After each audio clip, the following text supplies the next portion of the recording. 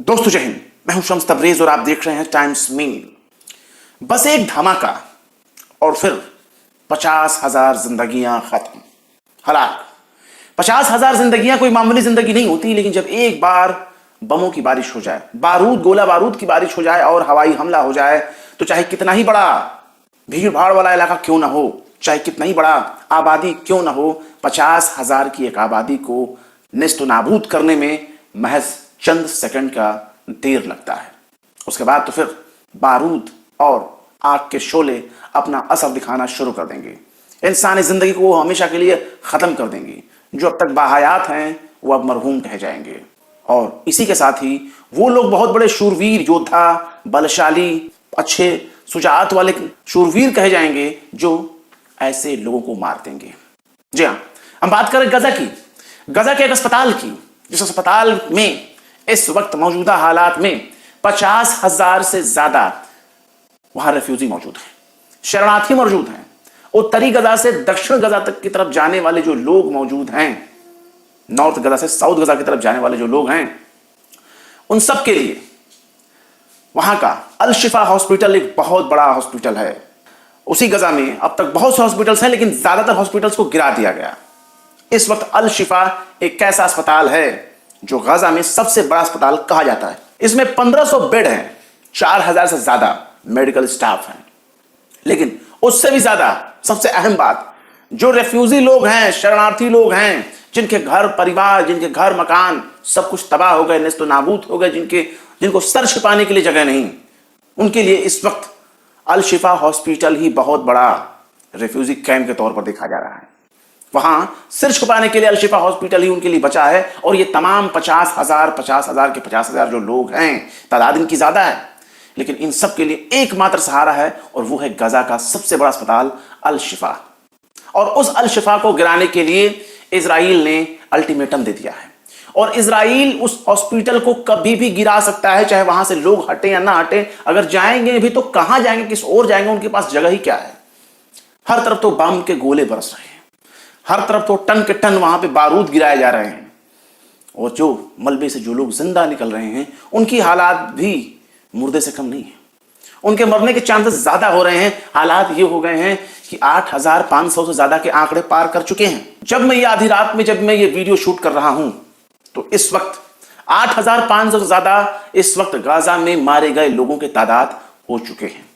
3,000 से ज्यादा बच्चे हलाक हो चुके हैं, और औरतों की संख्या 1,500 से जायद है। ये 2 दिन पहले की मैं रिपोर्ट बता रहा हूं, लेकिन अभी जो मौजूदा सूरत हाल है, 8,526 से ज्यादा लोगों की हलाकत हो चुकी है। और बीते 10 घंटों के दौरान अगर हम बात करें, तो इसी 10 घंटे के भीतर एक जबालिया रेफ्यूजी कैंप है, बहुत बड़ा रेफ्यूजी कैंप है। वहां तकरीबन 1,60,000 से ज्यादा रजिस्टर्ड लोग रेफ्यूजी हैं, रजिस्टर्ड शरणार्थी हैं वहां पर। और वहां पर बहुत बड़ा एयर स्ट्राइक होता है। जबालिया रेफ्यूजी कैंप पर जो एयर स्ट्राइक होता है इजराइल का, उस एयर स्ट्राइक में मरने वालों की तादाद कहीं 50 बताया जा रहा है, कहीं 100 बताया जा रहा है, और किसी किसी आंकड़े में 400 से ज्यादा, 400 प्लस तक डेथ रेशियो बताया जा रहा है। पर सवाल है कि रेफ्यूजी कैंप में बम गिराने की क्या जरूरत है? क्या वहां से हमास की लड़ाई लड़ रहे हैं? वो छोड़ दीजिए, यूनाइटेड नेशन के जो स्टाफ हैं, उनके ऊपर भी बमबारी होती है। क्या यूएन का कर्मचारी भी हमास है? लड़ना हमास से था। और एक बात नोट कर लीजिए, हमास से लड़ने के लिए जब से गजा में इन लोगों ने पांव रखा है, टैंकर उतारे हैं, अपने गाड़ियां उतारी हैं गजा में, तब से हमास इनको कड़ी चुनौती दे रहा है। और हमास से जब ये सीधे तौर पर टक्कर नहीं ले पा रहे हैं, इनका ज्यादा नुकसान हो रहा है, तब ये रेफ्यूजी कैंपों की तरफ गोला बारूद कर रहे हैं, शिफ्ट हो गए, हमला उधर करना शुरू कर रहे हैं। मतलब जो हमले अब तक गाजा, उत्तरी गाजा में हो रहे थे, ज्यादातर आबादी तो आज जा चुकी है, लेकिन जमीन पर उतरकर लड़ने में इजराइल के छक्के छूट गए हैं, और उनकी हिम्मत नहीं हो रही है कि हमास के लड़ाकों का वो सामना कर सकें, क्योंकि वो जमीनी गुरिल्ला वार में वहीं रहे हैं। जब तक ये हमले की तैयारी करेंगे, तब तक वो लोग अपने सुरंगों में घुस चुके हैं। और यही बात इजराइल कह रहा है, और इजराइल कह रहा है कि जो अल शिफा हॉस्पिटल है, अब देखिए हॉस्पिटल को गिराने का बहाना देखिए कितना है। वो ज्यादा से ज्यादा लोगों को मारकर अपने नंबर गिराना चाहता है, बताना चाहता है कि देखो हमने एक इजरायली के बदले कितने लोगों को मारा है, अपने नंबर बढ़ाने के चक्कर में। और ये इंटरनल पॉलिटिक्स है इजराइल के अंदर की, लेकिन ये सब पॉलिटिक्स कितने दिन चलेगी? जब तक अमेरिका साथ दे रहा है, जब तक पश्चिमी देश साथ दे रहे। इजराइल के पास अपनी खुद की कोई ताकत नहीं है, और कितनी ताकत थी इस 7 तारीख की घटना के बाद लोगों ने देख लिया, और 7 तारीख की घटना के बाद से ही इजराइल की आवाम डरी हुई है कि हमने अपनी सत्ता ऐसे शख्स के हाथ में दे दी है जो निरंकुश तो है ही, तानाशाह भी है, और उनकी डेमोक्रेसी को खतरा भी पहुंचा रहा है। इजराइल यही दावा बार बार कर रहा है कि जो अल शिफा हॉस्पिटल है, जहां 50,000 से ज्यादा लोग रिहाइश पजीर हैं, जहां शरणार्थी बनकर के वो रह रहे हैं बेचारे, जिनके घर मकान तबाह हो चुके हैं, खत्म हो चुके हैं, गोला बारूद से ढह चुके हैं, जिनके ज्यादातर लोग, जिनके रिश्तेदार, गार्जियन, जो लोग हलाक हो चुके हैं, मारे जा चुके हैं इस हमले में, उनका एकमात्र अगर सहारा अल शिफा हॉस्पिटल है, तो उस अल शिफा हॉस्पिटल को कहो कि वो हमास का गढ़ है। इजराइल यही दावा कर रहा है कि अल शिफा जो हॉस्पिटल है, उसका बेसमेंट, उसका तहखाना, ये तमाम हमास के अड्डे हैं, इसलिए वो अस्पताल को पूरी तरह से गिरा देना चाहता है।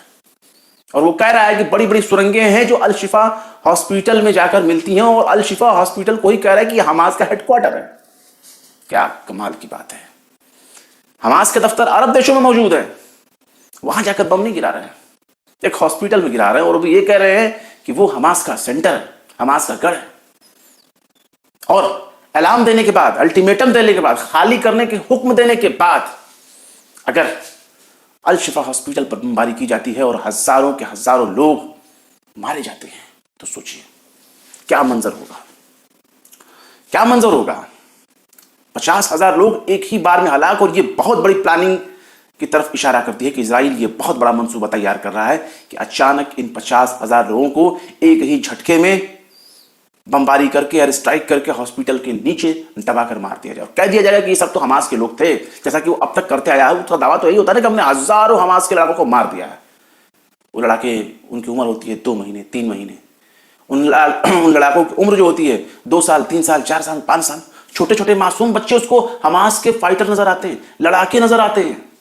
बूढ़ी बूढ़ी बुजुर्ग औरतें जो अपने बेड से चल नहीं सकती हैं, जिनको अस्पताल से अगर बाहर निकाल दिया जाए तो उनकी मौत हो जाएगी, वो तमाम लोग हमास के लड़ाके हैं इजराइल के नजर में। और इसका सीधा मतलब है कि हमास से वो सीधा टक्कर नहीं लेना चाहता। हमास का कितना उसने नुकसान किया है, ये बात कोई भी दावे से नहीं कह सकता। क्यों? हमास के नाम पर कौन सी कत्लेआम हो रही है? हमास से लड़ना है तो हमास से जाके लड़ना चाहिए इनको। आम लोगों को मार रहा है, और ये बहुत बड़ी साजिश है, बहुत बड़ी साजिश है। जबालिया और अलग अलग इलाकों में जिस तरीके से इसने एयर स्ट्राइक की है, लोगों को मारा है, उसमें सैकड़ों लोग मारे जाते रहे हैं। हाल ही में फौरन का गाजा के एक रेफ्यूजी कैंप पर जो है एयर स्ट्राइक किया गया, उसमें भी लोग मारे गए। संयुक्त राष्ट्र खुद कह रहा है, संयुक्त राष्ट्र भी अपना एक बयान दिया है, और वो खुद कह रहा है कि कब्जे वाले वेस्ट बैंक में हिंसा हुई है, और इस हिंसा में, इस तशद्दुद में कम से कम 115 फलस्तीनी मारे गए। कौन सी हिंसा हुई है भाई? कब्जे वाले इलाके में, लेकिन मारे गए। यूनाइटेड नेशन के 67 स्टाफ मारे गए हैं। UNRWA इस बात को बोल रहा है। और अल शिफा हॉस्पिटल में 50,000 के करीब में जो वहां मौजूद लोग हैं, वो अब निशाने पर है इजराइल के। सोचिए कितनी खतरनाक प्लानिंग है। और इजराइल के कंधे पर जिन लोगों ने हाथ रखा है, ये तमाम लोग एक एक लोगों के मरने के लिए जिम्मेदार हैं। मीडिया रिपोर्ट्स में यहां तक दावा किया जा रहा है कि 400 से ज्यादा, 450 बच्चे रोजाना मर रहे हैं।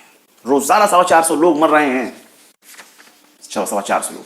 तो सोचिए, इजराइल हमले के नाम पर, जंग के नाम पर जानबूझकर फलस्तीनियों का सफाया कर रहा है। उसका बस एक ही मकसद है, पूरे फलस्तीन को जैसे वो 70 साल में धीरे धीरे कब्जा करता आया है, वैसा ही फिर से कब्जा कर ले।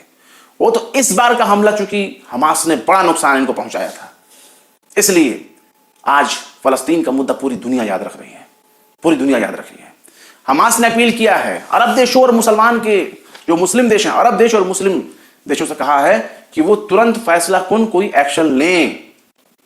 कोई फैसला कुन मतलब, फैसला कुन का मतलब होता है कि कोई ऐसा एक्शन लें जो निर्णायक हो। निर्णायक एक्शन लेने के लिए बोल रहा है। लेकिन अरब में हो क्या रहा है? अरब में तो जश्न मनाया जा रहा है, अरब में नाच गाने हो रहे हैं, बहन बेटियों को नचाया जा रहा है। बालाओं, विदेशी बालाओं के रस्क पर खूब नाच हो रही है। विदेशी बालाओं के ठुमके पर अरब के लोग ठुमका लगा रहे हैं, जश्न मना रहे हैं।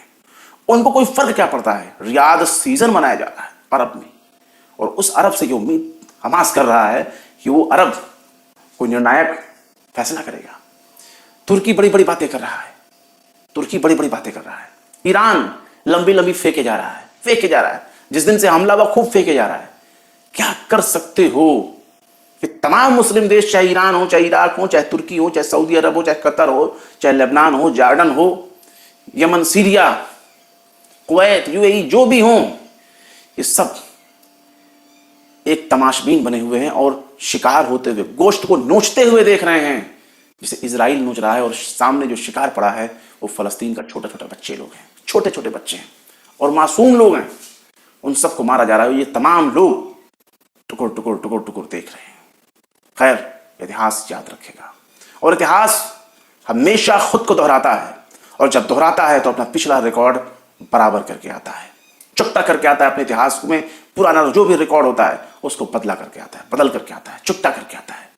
उम्मीद है इतिहास बदलेगा, और जब इतिहास बदलेगा तो दुनिया देखेगी कि हिटलर का अंजाम क्या हुआ, दुनिया देखेगी कि बड़े बड़े तानाशाहों का अंजाम क्या हुआ, दुनिया देखेगी कि नमरूद का अंजाम क्या हुआ, दुनिया देखेगी कि फिरौन का अंजाम क्या हुआ था, दुनिया देखेगी हर तानाशाह का अंत, और दुनिया देखेगी कि जब तमाशबीन लगे टुकुर टुकुर लोग देख रहे थे तो इतिहास उनको किस नजर से दिखती है। फिलहाल 50,000 लोगों की जिंदगी पर खतरे के बादल मंडरा रहे हैं, और उन पर कभी भी इजराइल की गोला बारूद, हवाई हमले हो सकते हैं। बहरहाल, फिर मिलते हैं किसी और वीडियो में एक नई खबर के साथ। शम्स तबरेज को दीजिए इजाजत। जय हिंद। तो देख लिया आपने हमारे इस वीडियो को। हमें उम्मीद है कि आपने हमारे वीडियो को लाइक किया होगा और दूसरों को भी शेयर किया होगा। अगर अभी तक आपने हमारे चैनल टाइम्स मेल को सब्सक्राइब नहीं किया है तो जल्दी से सब्सक्राइब कर दें और बेल आइकन भी प्रेस कर दें।